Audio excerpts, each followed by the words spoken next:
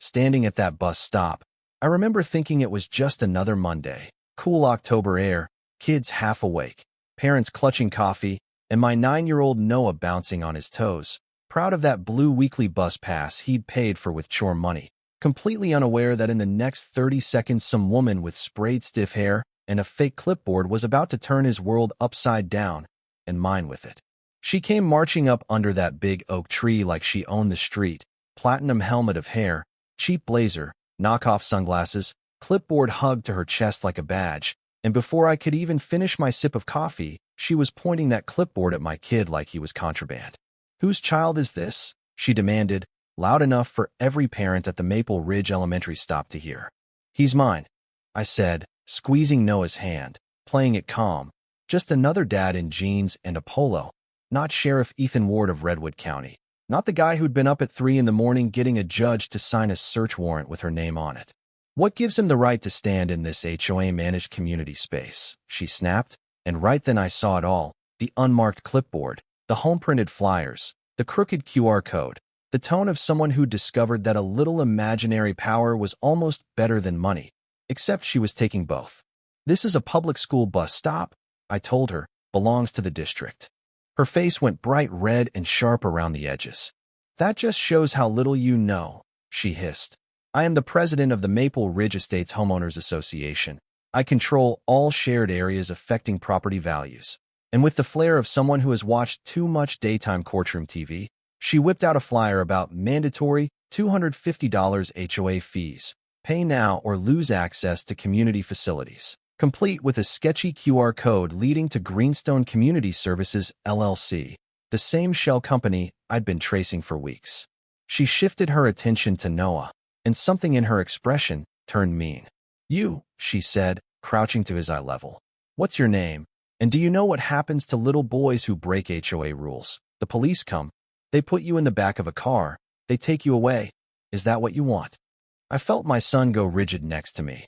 His breathing turned shallow, that wide-eyed panic kids get when an adult in a blazer tells them the world might end because of a piece of paper, and something cold, heavy, and very professional slid into place in my chest.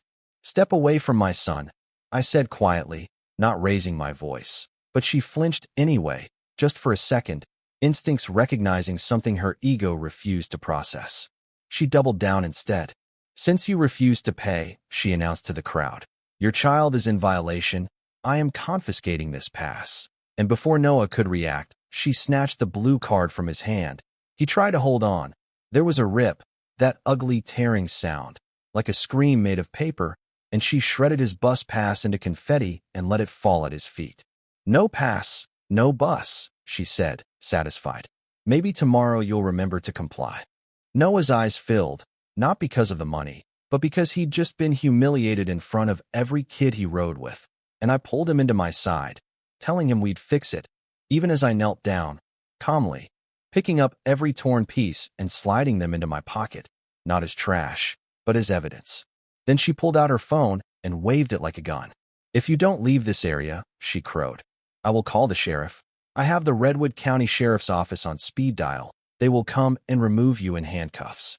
I checked my watch. 4 hours earlier, at 3:11 a.m., I'd sworn out an affidavit on Linda Harrow, the name on that fake email campaign. At 3:42 a.m., a judge had signed a warrant for her bank records, her shell company, and her devices, based on 47 fraudulent HOA fee payments we'd already traced. At 6:30 a.m., FBI white-collar agents had frozen her offshore account. Now, at 7:23 a.m., she was threatening to call me on myself. You can't write irony better than real life. The bus rolled up, brakes hissing. Noah looked at me like the world was ending. I smiled, told him it was okay, walked him to the driver, explained, and got him on board, because my son wasn't going to pay twice for a con artist's ego. As the bus pulled away, Linda Harrow kept holding court with the other parents, lecturing about enforcement and compliance, boasting that she could lien houses and call in the law. And finally, she pointed at me like she'd just sentenced me. "Have your fee paid by tomorrow," she said, "or we'll have a different conversation, official complaints, legal consequences." I looked her in the eye and nodded slowly. "You're right," I told her. "We do need to involve law enforcement, and I'll make sure we have a very official conversation very soon." She took that as surrender, heels clicking away like a gavel. I got in my truck, slid the torn bus pass into an evidence bag from my glove box, sealed it, wrote the time and location on the label, and drove home, hands steady on the wheel, thinking about how people like her always misjudge the quiet dads in jeans at bus stops, and how by the end of the week she would finally find out what real authority actually looks like when it's done by the book. By 8 o'clock, I was at the kitchen table, coffee going cold, laptop open, and my wife Rachel Ward leaning over my shoulder, reading as I walked her through 3 weeks of work that had just become very personal. "Run it from the top," she said, civil attorney brain already spinning, one hand on my shoulder, eyes on the screen. 12 residents of Maple Ridge Estates had come forward first, each with the same story. An email or flyer about a new mandatory HOA assessment, $250, pay via QR code or face fines, legal action, and loss of community standing, signed by Compliance Director Linda Harrow, a title that doesn't exist in any real HOA charter. Most people paid. Some got suspicious and called the actual HOA board, chaired by a retired history teacher named Gordon Hale, who swore up and down that he'd never approved any new fee, that this compliance director didn't exist on any roster, and that somebody was using the HOA's name to shake down his neighbors. We'd traced the QR code to a payment processor account in the name of Greenstone Community Services, LLC, which did not appear in any state business registry, and from there to a personal account at a bank in the Cayman Islands. 47 confirmed transactions, $11,750 already gone offshore. An email list with over 200 addresses. If half of them paid, Rachel murmured. She pulled at least 20, maybe 30 grand off this neighborhood alone. "Now multiply it," I said, clicking to the next folder, because this isn't her first stop. With the help of Agent Marcus Lane from the FBI and his partner Agent Tessa Monroe, we'd subpoenaed the hosting provider behind her slick little community portal site, and what came back was a treasure map of deception, logins from 3 different neighborhoods, Maple Ridge Estates, Cedar Creek Hills, Lakeview Pines, all hit with the same fake fees, same wording, same template. 93 confirmed payments across 3 counties. Roughly $35,000, siphoned out in neat little $250 cuts from people who hated conflict and trusted embossed PDFs. "She builds a costume out of authority," Rachel said slowly. "Blazer, clipboard, legalish language, and people hand her their money so they don't rock the boat."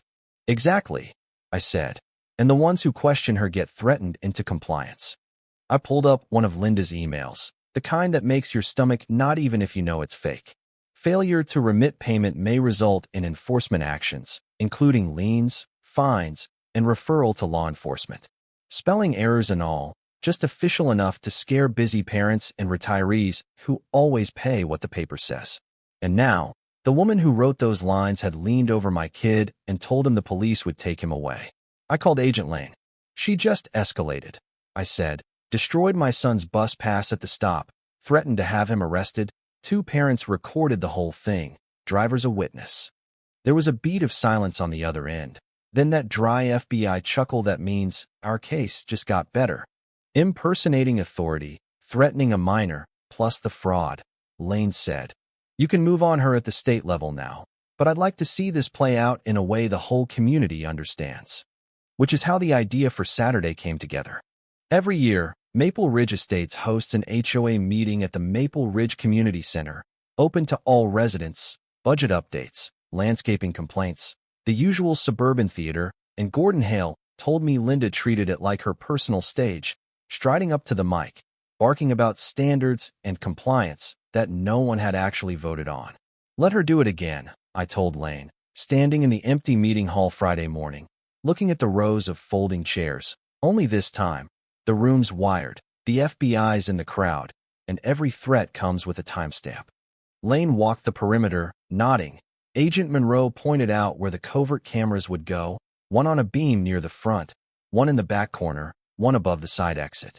"We've got authorization for audio and video," Lane said. "We'll sit in plain clothes. You sit like any other resident. She runs her mouth, and when she hands you a rope long enough, you show her who you are, and we take her." That night, at our kitchen table, Rachel set down her pen and looked at me hard. Stay calm, Ethan, she said. She humiliated our son. She stole from your residence. But tomorrow isn't about you getting even. It's about the whole community seeing what real accountability looks like. I promised, because she was right. And because the one thing people like Linda Harrow never understand is that real power doesn't need to shout or threaten. It just shows up with documents, witnesses, and handcuffs.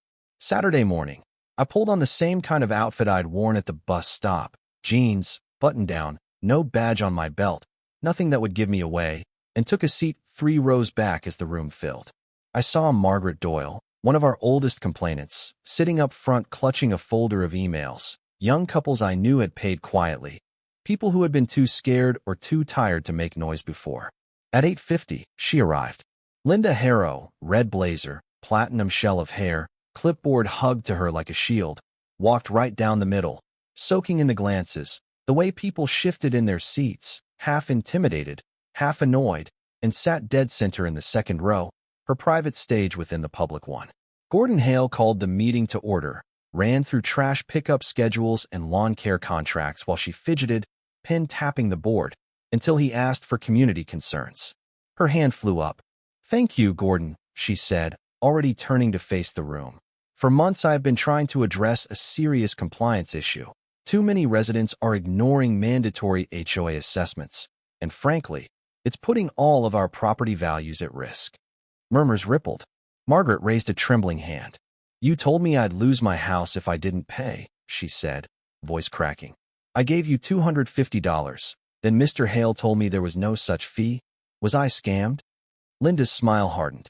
You fulfilled your community obligation, Mrs. Doyle, she said, sugar on glass.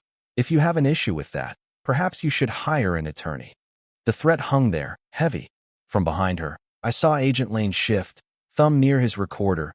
Agent Monroe eased toward the aisle, and still I stayed, letting Linda talk, letting the room feel what they'd been living under. She launched into a full monologue about her authority, about how she could call law enforcement, file liens, pursue remedies, and as she swept her gaze across the rows, it landed on me. She squinted, then I saw the flicker of recognition, that flash of annoyance you get when someone you steamrolled didn't stay flattened.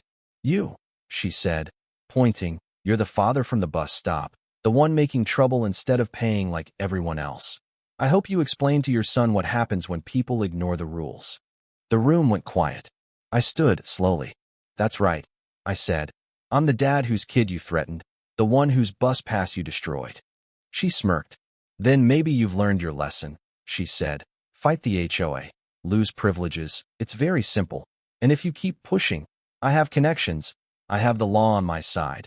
And I promise you, you'll regret. I took my badge from my pocket and raised it so the entire room could see the star catch the fluorescent light. My name is Ethan Ward, I said, voice level, carrying to the back. I'm the elected sheriff of Redwood County. And Linda Harrow, you are under arrest. For one glorious second, the only sound in the room was a collective gasp as every folding chair seemed to lean forward at once. Then Agent Marcus Lane stood, FBI credentials flashing. Agent Tessa Monroe moved in from the aisle, and the tiny kingdom Linda had built out of fear and paper collapsed right there on the community center carpet. I wish I could say she went quietly, but people who build their identity on fake power don't let go gently. They thrash all the way down. This is outrageous.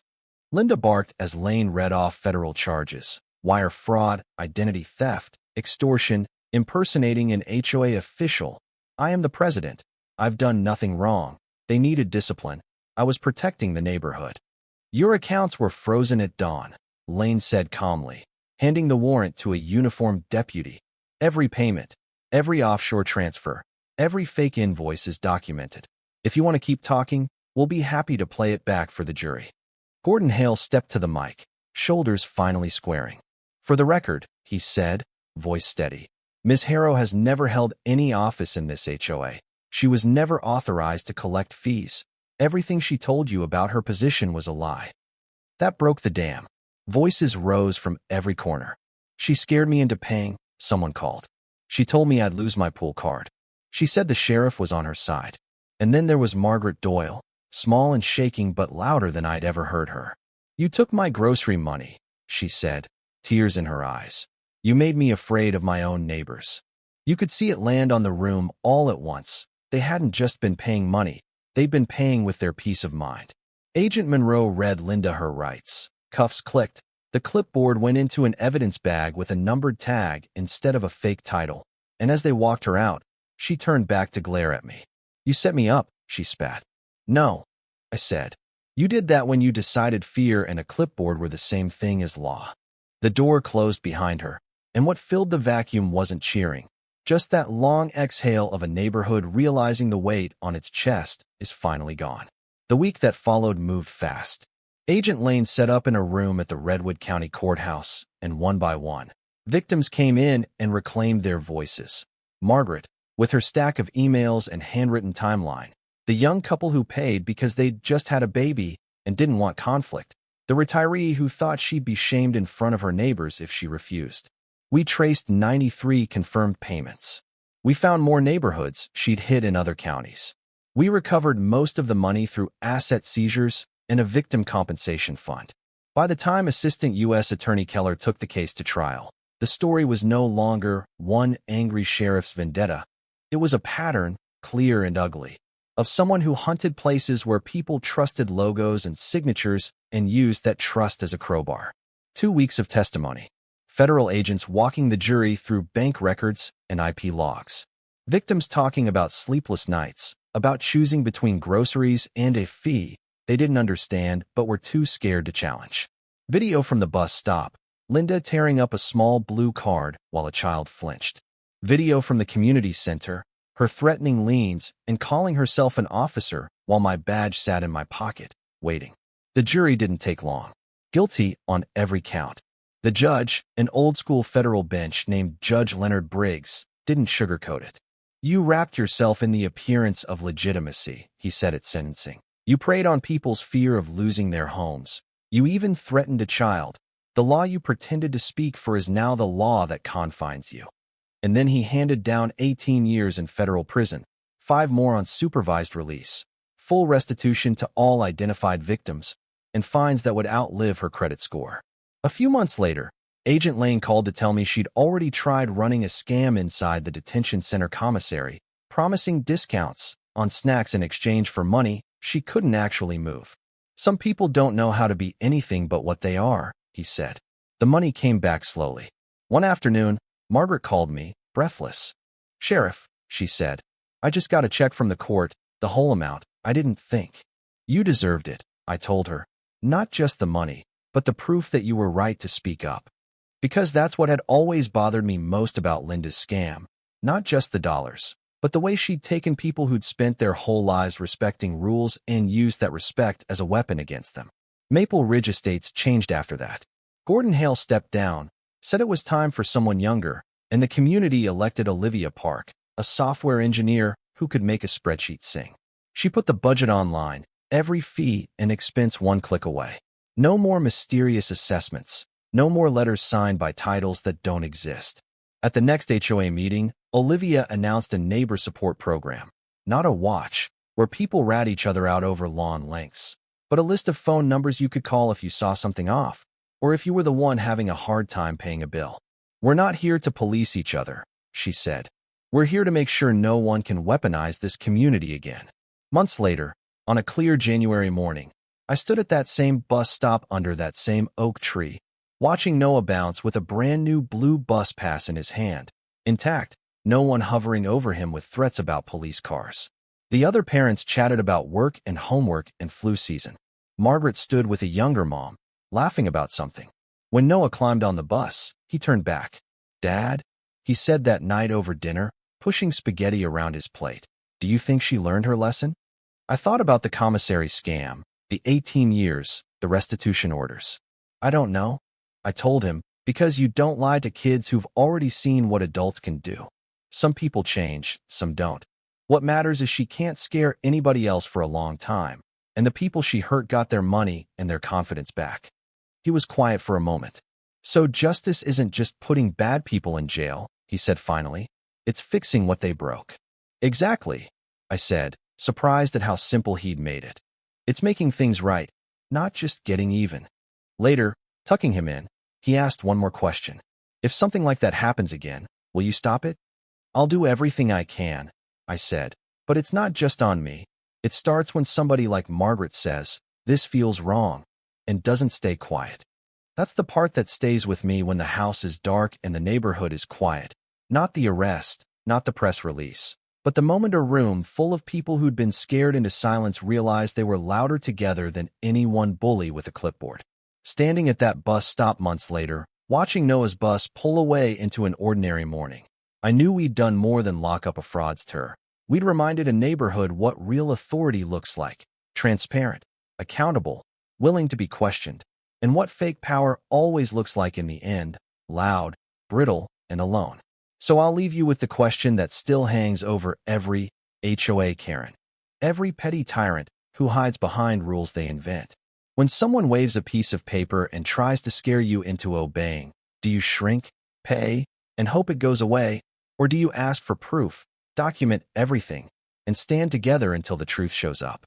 If that hits home for you, share your own story, support channels like LULU Stories that drag this stuff into the light. And remember, justice doesn't need to scream, it just needs enough people willing to stand and not walk away.